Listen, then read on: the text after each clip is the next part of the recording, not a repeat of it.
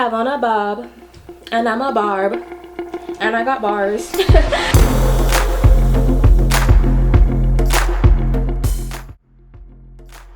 Hi guys, I am Kalari and welcome to my channel.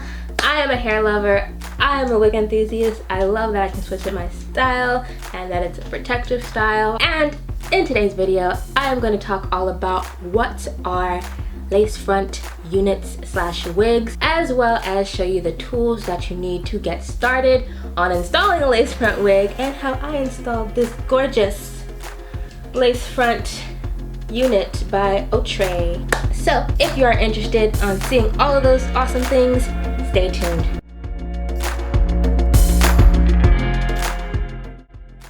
So what is a lace front wig? For those of you that are just starting out and are a little bit confused about what these terms mean, lace front wigs are just wigs that have mesh lace in the front part of the wig. These meshes have fine holes in them and the hair is hand tied using ventilation hook needles in order to get a natural hairline. So if you have ever done like crochet braids, like the crochet locks, or seen somebody do like latch hooking, like to make those rugs and blankets or whatever, that's basically what it reminds me of when I looked up what it was. So there's different types of closures when dealing with lace wigs depending on if it's human or synthetic. When dealing with human hair, the most popular lace closures that I've seen are 4-4, 5-5, 13 by 4, and 13 by 5. When I say 5x5 or number x number, I am just talking about the length from ear to ear. That is the first number, and then the second number is the depth from forehead to the back of your head. Now for synthetic wigs and human hair blend wigs, you will have some freedom parts just like the sizes I mentioned before, but also you will have like predetermined parts that you cannot switch up. So like for example, this wig is just a deep part. She is only a solid line right here with some lace going right here. This lovely wig I have on today is the Outre Color Bomb collection. She is premium synthetic fibers, so she is a synthetic lace front wig. She comes in many different colors. These are all of the color bombs that she comes in. I have the color Teal Melt. So you will also encounter with lace front wigs different types of materials. You have Swiss lace, you have French lace, you have Korean lace, you have HD lace. There's a whole bunch of different laces out there. We're not going to be talking about that in this video though. I'm actually going to be covering that in the next video. So if you're interested in knowing about all the different laces out there, subscribe to my channel. That way you know when I post, and hit that bell notification because that's going to be the next video. Anyways, I'm going to show you guys all the tools you need and how I installed this. Here are all the tools that you need in order to successfully install a lace front unit. First, get a wig cap. You can either match your skin tone or be a shade lighter than your skin tone. Next, some foundation or concealer in order to color the lace and the wig cap to match your skin tone. Some application brushes in order to apply foundation and concealer to the wig cap and lace. Some scissors in order to cut the lace. Tweezers are optional but highly recommended if you need to tweeze the hairline to make the hairline appear more natural. Some sort of glue or styling gel. I like to use the Got to Be Glued in order to glue down the wig to my head. A rat tail comb and edge brush in order to lay those baby hairs. A wide tooth comb in order to comb out any tangles that happen throughout this process and to comb the hair back. A silicone headband or a satin scarf in order to hold down the hairline when you're laying baby hairs and gluing the wig down. A hot comb in order to style the wig. Some flyaway spray or mousse in order to get those strands that fly away during this process back in order. Edge control and styling gel in order to do those baby hairs, and some clips in order to hold the hair down throughout this whole process. Here's how to install a lace front wig from start to finish in 6 easy steps. Step 1, get your wig cap.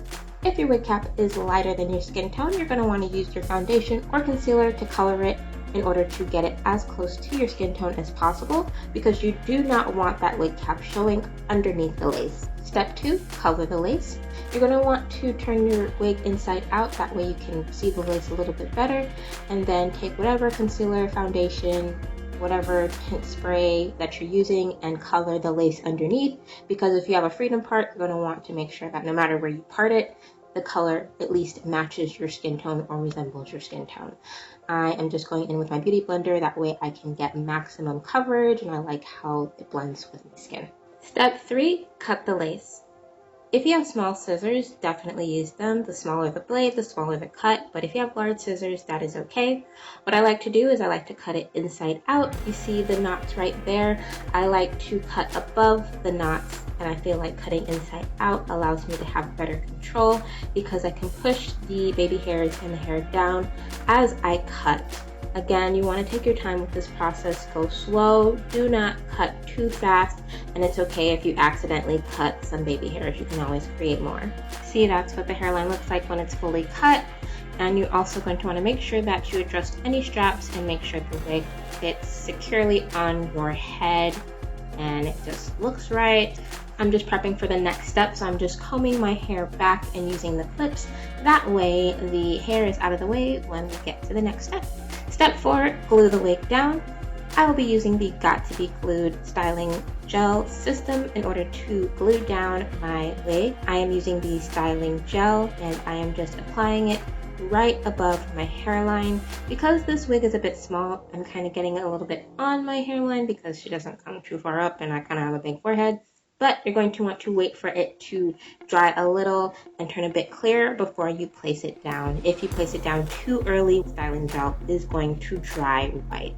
And I'm just using my rat tail comb to hold down this side because I have to glue down the other side. Once I glue down the other side, I used the silicone band to wrap it and secure it while I waited. This is after I waited about like 15 to 20 minutes. Now I'm just cleaning up the hairline and any excess glue. And next I'm just pulling back and pushing back and redoing the clips for the next step. That way the hair is no longer in the way. Step 5, baby hairs. This is optional. I like baby hairs because they do hide the lace. So what I am doing is just creating some baby hairs where the wig does not fit so nicely on my head. So I'm starting close to the hairline near my ear, and then I'm just going to try to create baby hairs all throughout the parts of the wig that I feel like I want to hide a little bit better. If you're going to do this, make sure you cut the baby hairs at an angle. Add a little bit of styling gel and use your edge brush to swoop the baby hairs. Wherever you want the swoop and curve to go, you need to hold your hand and then swoop the edge brush. So I'm going to do it again on the middle part, or the middle section, halfway up, whatever you want to call it. So I'm just doing the same thing. I'm taking my rat tail comb, I'm pulling out the baby hairs, all the hairs that I want to be a part of this. And again, since I did accidentally cut some of the baby hairs off the lace, I'm creating a little bit more. That way the hairs look a bit fuller. So I'm just taking the comb part of my edge brush, using my fingers, holding and swooping. So this does take some time. Practice makes permanent, not perfect. So just keep trying, keep working on it. I am definitely not a baby hair expert, but I do like trying to experiment with them a lot more recently. Like I just started learning how to do the swirls and the swoops, and I've just been swooping. So yeah, just repeat this process for the rest of your hairline. You're gonna wanna get your satin scarf or your silicone headband back, and you're going to want to gently place it on your hairline. That way the baby hairs can be held down while they dry.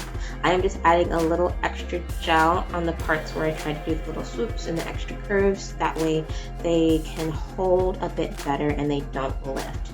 Do not use cotton. Do not use any type of cotton material to lay down your baby hairs, because from my experience, they lift. They will attach to the fabric and they lift when you take it off. So use satin, use a silicone headband, something with spandex in it, and just wait and let your baby hairs dry.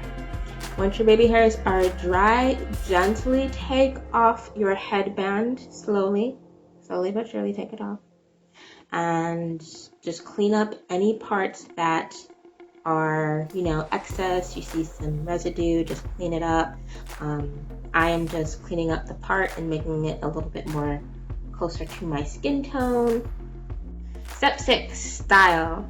So if you have a hot comb, definitely recommend using it. I love to use this to flatten down the parts, especially if I want to define them or if they appear a little bit more bumpy.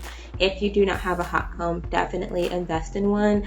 I used to use a hot iron to do this, and I would flatten the wig before I put it on my head, but a hot comb definitely makes it a lot easier. Just get one. You can get it off of Amazon, you can get it at your local beauty supply store.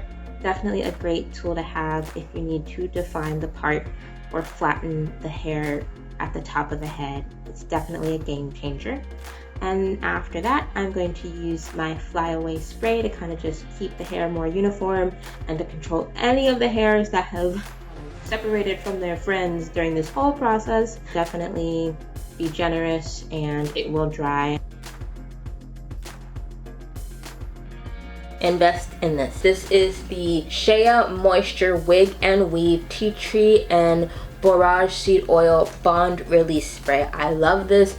You do a little spritz around the hairline. Like, be generous with it. Massage with your fingers and slowly lift the lace up. Don't yank it because you don't want to rip your edges. You don't want to hurt your hairline. I definitely recommend investing in that. They also have wig glue. Like, they have a whole wig and weave collection. I have tried the wig glue. It's really runny. I don't care for it. I'm gonna keep using my Got to Be Glued. And if you guys are interested in seeing the next series that I have in this What is Lace, What is Wig collection series playlist that I'm gonna start, go ahead and subscribe to my channel. Again, the next video I'm posting is gonna go all about what is the difference between Korean, French, Swiss, HD lace, transparent lace, Filmic lace. There's even other laces out there besides those, but those are the main ones that I'm going to cover in the next video. So if you're interested in seeing that, subscribe to my channel and hit that bell notification. That way you know when I post it, because you're not gonna want to miss it.